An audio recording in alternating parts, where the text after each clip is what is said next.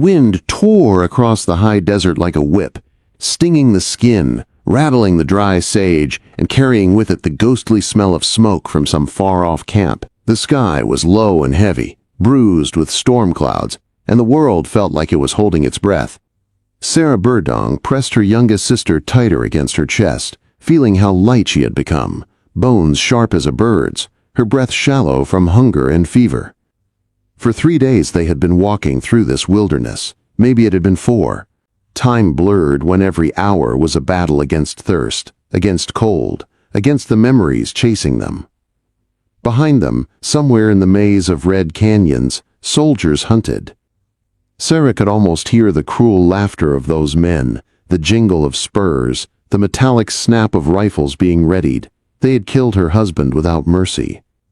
Now they hunted her and her sisters as if they were no more than coyotes to be run down. Mary, just 12 years old, stumbled beside her Sarah. "Water," she whispered, her lips cracked and bleeding. Sarah swallowed hard, her own throat dry as dust. Soon, she lied. She was only 23, too young to be mother to 3, but too old to believe miracles were coming. Ruth, 16, said nothing. She hadn't spoken much since the night of their escape. Her silence scared Sarah more than hunger did. Silence meant wounds too deep for words. And little Agnes, barely 8, dragged her bloody feet across the stony ground, leaving red marks in the dust. Sarah bent and lifted her. The child weighed nothing at all. "Look," Ruth finally murmured, pointing with a trembling hand. In the distance, a thin line of cottonwood trees stood against the horizon. Cottonwoods meant water. Or they could mean disappointment, another cruel trick of the land. The sun beat down, merciless even in October. Their dresses, once bright with beadwork, were rags now. They looked like ghosts walking the desert, ghosts that refused to fall. Far ahead, tucked against those trees, stood a cabin. Thin smoke rose from its chimney, curling into the gray sky like a sign. Hope or danger, out here, both wore the same face. Inside that cabin, a man sat with a rifle across his knees. Jake Thornton had been alone for 5 years. He had built these walls after the war, after the graves of his wife and son were left behind in hard ground. He didn't seek company. He didn't want it. His cabin was a tomb and a refuge both, and he guarded it with the caution of a man who trusted nothing. His horse stirred in the corral, ears pricked. Jake's hand stilled on the rifle. Someone was coming. The snow began to fall, fat flakes swirling in the wind. Through the curtain of white, he saw them. 4 figures climbing the rise, wrapped in ragged blankets, moving slow and desperate. The knock at his door was soft, almost lost to the storm. Jake hesitated, listening. He thought of deserters, bandits, cavalry scouts. Then the knock came again, weaker this time. He opened the door with his rifle lowered but ready. 4 pairs of dark eyes looked back at him. The oldest, barely a woman herself, stood tall despite exhaustion. She carried the youngest in her arms, pride holding her up when strength had failed. Behind her, 2 girls clung together, thin as fence posts, their faces pale with hunger and cold. Jake's heart tightened. He saw their Apache dress. His training told him to turn them away. His sergeant's voice rang in his ears. No aid to hostiles, no quarter. But he also saw something else. The face of his own son and the fevered child, his wife's eyes and the desperate strength of the girl before him. The storm howled, snow swirling around them, waiting to swallow them whole. Sarah stared into his pale eyes, reading him the way she had learned to read all white men. She saw the scars etched deep, not just on his face but in his spirit. She waited, silent, holding her sisters close. The moment stretched, tight as a bowstring. Then the child whimpered, and Jake's decision broke free. "All 4 of you," he said, his voice rough as gravel. "Come in." He stepped aside, and they entered, bringing the storm with them. The warmth inside hit them like a wall. The fire roared in the hearth, filling the air with the scent of pine. The cabin was small but orderly. A bed with a patched quilt, a rough table, shelves with supplies. The girls clung to each other, eyes wide, as Jake watched from across the room. "Set her down there," he said, pointing to the bed. His voice sounded harsh to his own ears. The woman hesitated, but the child in her arms moaned, and slowly she obeyed. "Water," she said carefully in English, her voice strained but steady. "Please." For the child, Jake fetched a tin cup, set it on the floor between them, and stepped back. Sarah seized it quickly, pressing it to Agnes's lips. The child drank greedily, water running down her chin. "She's fevered," Jake said. Sarah nodded once. Her feet, Jake saw the infection spreading, knew the look too well from the war. Without help, the child would die. He fetched whiskey and willow bark, setting them beside the bed. Then he stepped back again, keeping his distance. Sarah studied him.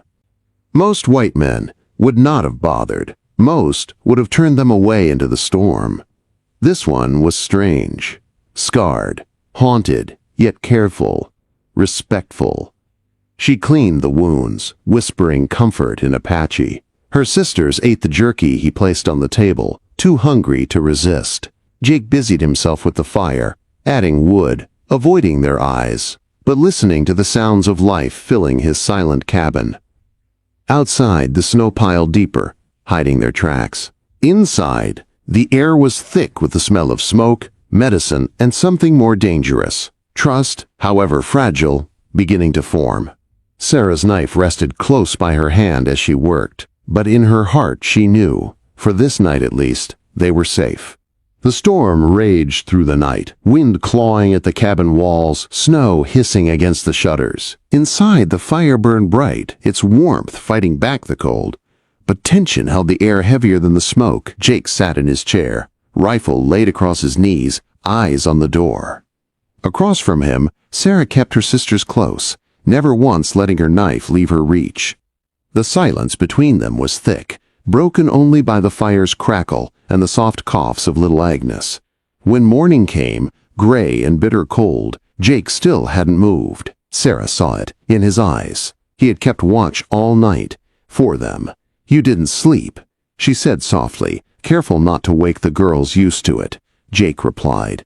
His voice was rough from hours of silence, learned in the war. "Sleep when you can, or not at all." Sarah rose, joints stiff from the hard floor. She checked Agnes, laying a hand across the child's forehead. Relief swept through her. Cooler now, the fever breaking. "The medicine had worked. She'll live," Jake said quietly. Sarah looked up sharply. His words carried more certainty than she felt. But when she saw his steady gaze, she allowed herself a small nod. "Yes, she'll live." Later, Jake pulled on his coat and stepped out into the white world. The snow was deep, drifting high against the corral. He worked in silence, chopping ice for the animals, water, splitting more wood. Through the small window, Sarah watched him. His movements were practiced, sure, a man used to surviving alone. He carried himself like someone who'd lost much and built walls to keep out the rest. By noon, the storm eased.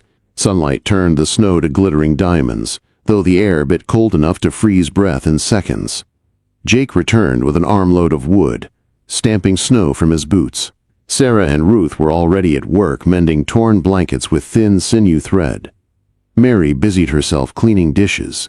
For the first time, the cabin didn't look like a tomb. "You don't have to," Jake muttered, seeing them straighten his home with careful hands. Sarah's chin lifted. "We do. We don't take charity." Jake studied her, surprised by the steel in her voice. "All right," he said. Finally, "Roof leaks where the snow pushes in. Could use help when the storm passes. Then we'll help," she answered simply. That night, after a small meal of soaked bread and venison jerky, Mary begged for a story, like Mother used to. She pleaded in Apache. Sarah hesitated, glancing at Jake. Would he scorn their words, mock their ways? But he only nodded once. "Go on, don't mind me." So Sarah told them of Coyote, who had stolen fire from the mountain spirits and given it to the people.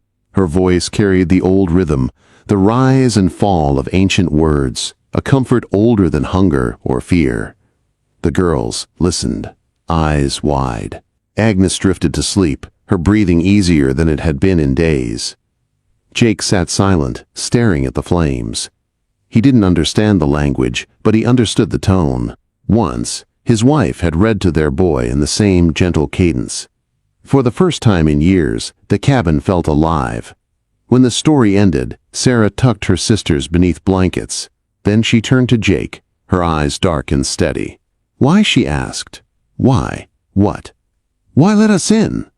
"White men don't open their doors to Apache women." Not without reason, Jake stared into the fire, jaw tight. "My people ain't my people anymore," he said at last. "Haven't been for a long time." Sarah understood that kind of exile, the space between two worlds, never fully belonging to either. Her voice softened. "The child reminds you of someone." Jake's shoulders stiffened. His eyes flicked toward the sleeping girls, then back to the fire. "Too perceptive by half," he muttered. "I'm sorry for your loss," Sarah said. He looked at her then, really looked. She was young, yet carried herself like a warrior, a survivor who held the weight of 3 children on her shoulders. For a moment, in the glow of firelight, their griefs touched. "Get some rest," Jake said, voice rough. "I'll keep watch tonight." Sarah wanted to argue, but exhaustion pulled at her like a heavy hand. She curled beside her sister's, knife close at hand. "If you mean us harm," she whispered, eyes still on him, "I'll fight past dying." "I know," Jake said. And he did. The fire burned low as night deepened. Outside, the world lay buried in snow, tracks erased, enemies delayed. Inside, 2 strangers sat in wary silence, one scarred by loss, the other burning with the will to protect her family. They didn't yet know how tightly their fates had become bound. But the land had a way of forging unlikely bonds in its fire and storm. The snow melted slow, feeding the creek that ran past the cabin. Days passed in uneasy peace. Jake hunted when the weather allowed, bringing back deer that Sarah helped prepare and cure in the smokehouse. The girls mended, cleaned, even laughed sometimes. For the first time in weeks, they felt something like safety. But shadows never stayed gone long in the Wild West. Ruth spotted the riders first, dark shapes against the southern ridge, too many to be friendly. Jake studied the tracks, his face set soldiers. Harrington's men, Sarah's heart sank. They had bought time in the storm, but time was never enough. Harrington was a man who hated her people with a personal fire, and he would not stop. That night, Sarah and Jake spoke in low voices while the girls slept. "You could leave," she said. "This is not your fight." Jake shook his head. "Made my choice when I opened that door. Not turning back now." They packed quickly at dawn. Jake saddled his horse and mule, placing the youngest girls atop while he and Sarah walked. Behind them, smoke rose from the chimney one last time. The cabin was left standing, but they both knew they might never see it again. The trail was steep, winding into the high passes. Snow crunched underfoot, the air thin and sharp. Twice, rifle shots cracked across the canyon walls, Harrington Scout's testing range. The second shot shattered stone near Jake's head, spraying shards across his cheek. He fired back, clean and steady, dropping the Scout, but it only bought them minutes. By dusk, they reached the abandoned mining camp Jake remembered. Broken buildings leaned against the hillside, windows like hollow eyes. He led them to the strongest. Stone walls blackened with age. "We can hold here," he said. Sarah checked her sisters, tucking them beneath blankets, then joined him at the window with rifle in hand. Her voice was firm, though her heart pounded. "We stand together." No running morning came with the thunder of hooves. Harrington's men formed a circle around the camp, rifles glinting in the cold sun. The colonel's voice rang out, "Jake Thornton, hand over the Apache women, and maybe we'll let you live." Jake's laugh was sharp. "You'll have to come and take them." The first volley of gunfire rattled the stone walls. Dust fell from the ceiling. Ruth reloaded for Jake and Sarah as they fired back, their shots calm, deliberate. 2 soldiers fell, and the rest pulled back, shouting curses. Then came the smoke. Harrington's men had set the outbuildings alight, choking the air with black fumes. Agnes coughed violently, her small body racked with each breath. Sarah's eyes burned as she looked to Jake. "The mine shaft," he said quickly.